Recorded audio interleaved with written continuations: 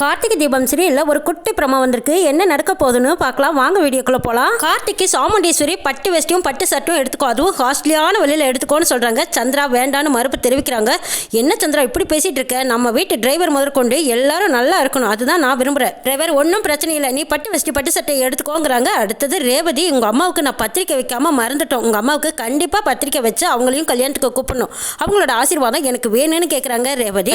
Madam நீங்க இப்ப சொல்றீங்களே எங்க அம்மா ஊர்ல இல்லைங்கிறாங்க. அரே அவங்க எப்போ வருவாங்கன்னு ஃபோன் போட்டு கேளு டிரைவர்.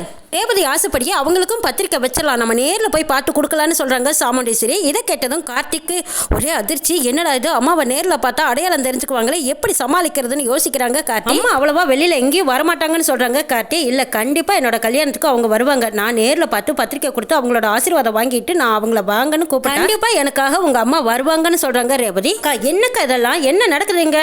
ஏக்கா அவள் தான் சின்ன பொண்ணு ரேவதி, தெரியாமல் இப்போ சொல்லிட்டு இருக்கா, ஆனால் நீயும் அவளுக்கு சேர்ந்து சப்போர்ட் பண்ணுறீங்க. அவன் ஒரு சாதாரண கார் டிரைவர், அவனையெல்லாம் வீட்டு வாசலுக்கு வெளியே தான் வைக்கணும், அவங்க வீடு தேடி போய் எதுக்காக பத்திரிக்கை கொடுக்கணும்னு சொல்லிட்டு இருக்கீங்க? இதெல்லாம் நல்லாவா இருக்கு? கௌரவம் என்ன, அந்தஸ்து என்ன, செல்வாக்கு என்ன, போய் ஒரு பஞ்ச பரதேசிகளை எல்லாம் நம்ம கல்யாணத்துக்கு கூப்பிடுறதா? உனக்கு கொஞ்சம் கூட அறிவே இல்லையாக்கா அப்படின்னு கேட்குறாங்க சந்திரா. ஏ சந்திரா என்ன நினைச்சு பேசிட்டு இருக்க? ஏ சந்திரா யாரை பார்த்து பஞ்ச பரதேசின்னு சொல்ற? அவங்க நம்ம குடும்பத்தில் ஒருத்தர்னு சொல்லிடுறாங்க ராஜா. அங்க இருந்த எல்லாருமே ராஜாவை அதிர்ச்சியா பாக்குறாங்க. என்னங்க சொல்றீங்கன்னு கேக்குறாங்க சாமுண்டீஸ்வரி. சந்திரா எப்பவுமே ராஜானா இலக்காரமா தான் பேசிட்டு இருக்கா, அவங்களும் மனுஷங்க தானே, கார் டிரைவர்னா உனக்கு அவ்வளவு சாதாரணமா எலிசா தெரியுதா? இப்படி எல்லாம் பேசாத, எனக்கு பிடிக்கலைங்கிறாங்க ராஜா. மயில் வாங்கினதுக்கு ஒரே அதிர்ச்சி. அட்டே அப்பா, மாமாவுக்கு இந்த அளவுக்கு கோவம் வருமா? தங்கச்சி பையனையும் பஞ்ச பரதேசின்னு சொன்னதும் எவ்வளவு கோவப்படுறாரு. என்ன மாமா, தங்கச்சி பையனை சொன்னதும் உங்களுக்கு சுருன்னு கோவம் ஏறிடுச்சாங்கிறாங்க. கம்முனர் மாப்பிள்ள, என் தங்கச்சியை சொன்னா நான் சும்மா இருப்பேனாங்கிறாங்க. ஏ மாமா, இந்த டிரைவரையும் டிரைவர் குடும்பத்தையும் பேசினா உங்களுக்கு ஏன் மாமா இவ்வளவு கோவம் வருதுன்னு கேட்கறாங்க சந்திரா. இங்க பாரு சந்திரா, டிரைவர் மட்டும் இல்ல, அந்த இடத்துல வேற யார் இருந்தாலும் நீ இப்படி பேசியிருந்தா அது எனக்கு பிடிக்கலைங்கிறாங்க ராஜா. ஏழைங்கன்னா உனக்கு அவ்வளவு கேவலமா போச்சா?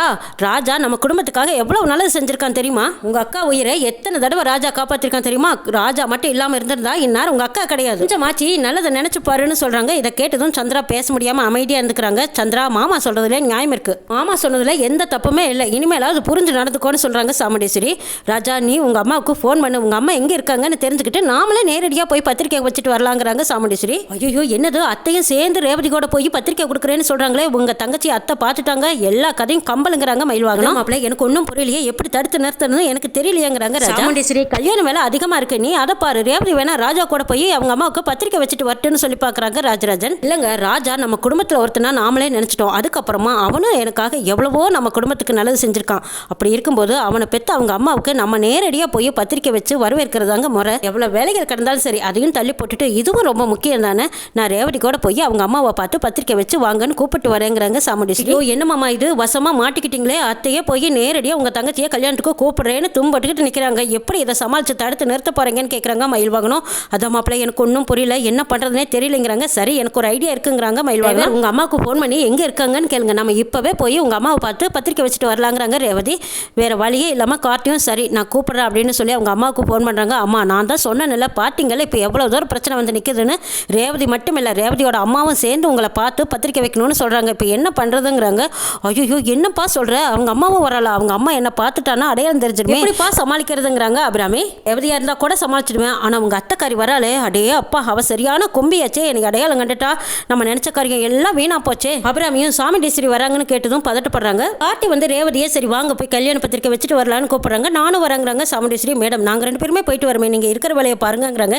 இல்ல அது மரியாதையா இருக்காதுப்பா, நான் நேரா வந்து சொன்னா தான் அது மரியாதைங்கிறாங்க சாமுண்டீஸ்வரி. சாமுண்டீஸ்வரி ரேவதியை கூப்பிட்டு டிரைவர் நீ வண்டி எடு, உங்க அம்மா எங்க இருப்பாங்களோ அங்க கூட்டிட்டு போங்கிறாங்க. கார்த்திக்கு என்ன பண்றதுனே புரியல. சரி வாங்க மேடம்னு கூட்டிட்டு போறாங்க. சாமுண்டீஸ்வரி ரேவதி ரெண்டு பேரும் போறதை பார்த்துட்டு மயில் வாங்கணும் ராஜா ரெண்டு பேரும் பதட்டப்படுறாங்க. ஐயோ இதை எப்படி சமாளிக்கிறது, என் தங்கச்சியை பார்த்துட்டா அவ்வளவுதான், சாமுண்டீஸ்வரி பத்திரகாளி ஆயிடுவாளே, இப்போ எப்படி சொல்லி சமாளிக்கிறது, இவன் நேரடியா பார்க்காம விடமாட்டா போல இருக்குங்கிறாங்க ராஜா. ஒரு வழியா ரேவதியும் சாமுண்டீஸ்வரியும் கோயிலுக்கு கூட்டிட்டு போயிடுறாங்க. அங்க அபிராமி அம்மா அந்த பக்கமா திரும்பி நின்று சாமி கும்பிட்டு இருக்கிறாங்க.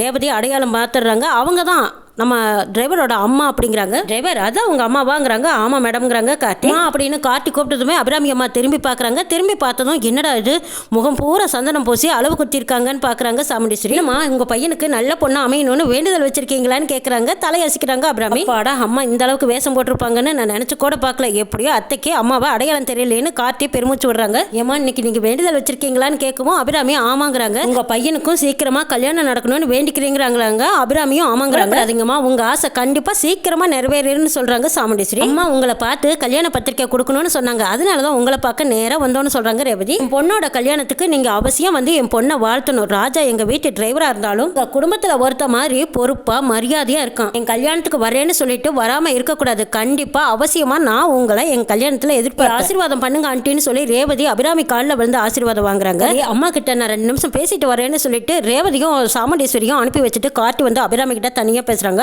அம்மா, ரேவதியும் நானும் தான் உங்களுக்கு பத்திரிக்கை கொடுக்க வரலான்னு இருந்தோம், ஆனா திடீர்னு அத்தையும் வரேன்னு சொல்லிட்டாங்கம்மாங்கிறாங்க. பரவாயில்லப்பா, அதுக்கு முன்னாடியே எனக்கு நியூஸ் தெரிஞ்சிருச்சுங்கிறாங்க அபிராமி. ஏன்னு அந்த பக்கமா மயில் வாகனம் வந்து நிக்கிறாங்க. எப்பா கார்த்தி அப்படின்னு வராங்க. அடட என்னது, எல்லாம் உங்க வேலை தானாங்கிறாங்க. அட ஆமாப்பா, அத்தையும் உங்க கூட பத்திரிக்கை வைக்க வரேன்னு சொன்னதும் எங்களுக்கு அப்படியே பக்குன்னு ஆகி போயிடுச்சு தெரியுமா. எங்க நீ மாட்டிக்க போறியோன்னு நினைச்சுக்கிட்டு வெகு வேகமா பைக்ல வந்து அம்மா கிட்ட எல்லா விஷயத்தையும் சொல்லிட்டு எல்லா வேலை அம்மாவும் டக்குன்னு ஒரு ஐடியா பண்ணி மூஞ்சி பூரா அடையாளம் தெரியாத அளவுக்கு சந்தனத்தை பூசி அளவு குத்திக்கிட்டு எப்படியோ அத்தைய சமாளிச்சுட்டாங்கப்பா கார்த்தி. நாம நினைச்சது ஒவ்வொன்னா நல்ல விதமா தான் நடக்குது, ஆனா இந்த கல்யாணம் முடியற வரைக்கும் எப்படியோ அதை மெயின்டைன் பண்ணணும்ல அப்படின்னு மயில் வாகனமும் ரொம்ப சப்போர்ட்டா இருக்காங்க. என் மகனுக்கு கல்யாணம் நடக்கும்போது நான் வராம இருப்பானா? கார்த்திக்கும் ரேவதிக்கும் தான் கல்யாணம் நடக்க போதும், அந்த முருகன் நடத்தி வைக்க போறாங்கிற நம்பிக்கையில இருக்காங்க பாட்டி. என்ன